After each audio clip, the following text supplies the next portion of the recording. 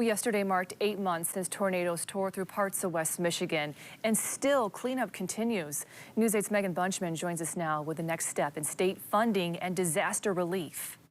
The state has approved $1.6 million that will go to the city of Portage likely next month in February to help with the ongoing cleanup efforts of the May tornado.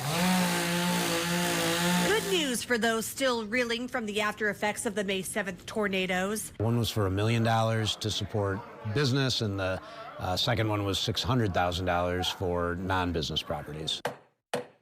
Good evening. I call to order the January 7th, 2025 Portage City Council meeting. As the city of Portage and Kalamazoo County approved a tentative agreement this week to allocate more funding to area businesses and private homes still impacted by the storm. We are ahead of schedule. We recognize we have much to do still, but we are working with each resident. As a city manager, I pray I never have to go through this again. Portage City Manager Pat McGinnis says that the additional funding came from the state after local politicians saw firsthand the impact of the storms. Senator McCann, Representatives Morse and Rogers together during the budget process in July of last year putting their request in that they knew that their community was unlikely to get federal support, which we did not and have not. The state has allotted a total of $3 million to help aid in continued cleanup efforts, with $1.6 million of that being distributed to Portage as early as next month.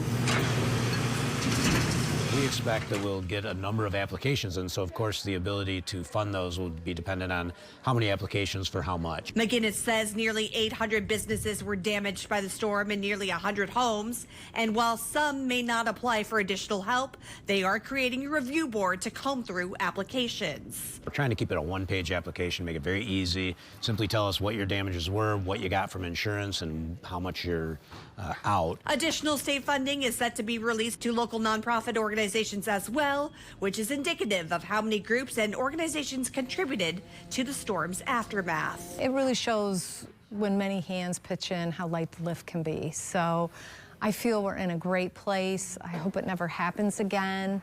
But I think we're stronger because of it. In Portage, I'm Megan Bunchman, News 8.